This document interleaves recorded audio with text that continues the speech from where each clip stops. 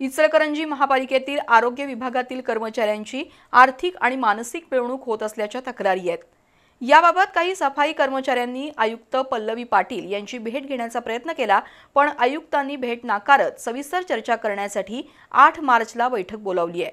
दरम्यान माजी नगरसेविका लक्ष्मी पोवार यांनी या प्रकरणाची संपूर्ण चौकशी करून संबंधित अधिकाऱ्यांची बदली करावी अशी मागणी आयुक्तांकडे केली आहे। इचलकरंजी महापालिकेच्या आरोग्य विभागातील काही अधिकाऱ्यांकडून त्यांच्याच विभागातील कर्मचाऱ्यांची आर्थिक पिळवणूक होत असल्याच्या तक्रारी आहेत।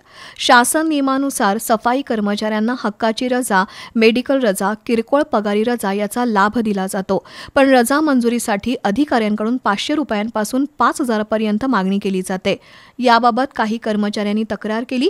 त्यानंतर काही सफाई कर्मचारी महापालिका आयुक्तांना भेटण्यासाठी गेले, पण आयुक्तांनी त्यांची भेट घेणं टाळून या संदर्भात सविस्तर चर्चा करण्यासाठी 8 मार्चला श्रीमंत घोरपडे नाट्यगृहात बैठक बोलावली आहे। या बैठकीत काय होणार याची सर्वांना उत्सुकता लागली आहे। दरम्यान माजी नगरसेविका लक्ष्मी पोवार यांनी या प्रकरणाची संपूर्ण चौकशी करून संबंधित अधिकाऱ्यांची खातेनिहाय चौकशी करावी आणि बदली करावी अशी मागणी आयुक्तांकडे केली आहे। एकूणच इचलकरंजी महापालिकेतील आरोग्य विभागातील अधिकारी आणि विरुद्ध कर्मचारी हा नवा वाद वाजण्याची चिन्ह आहेत।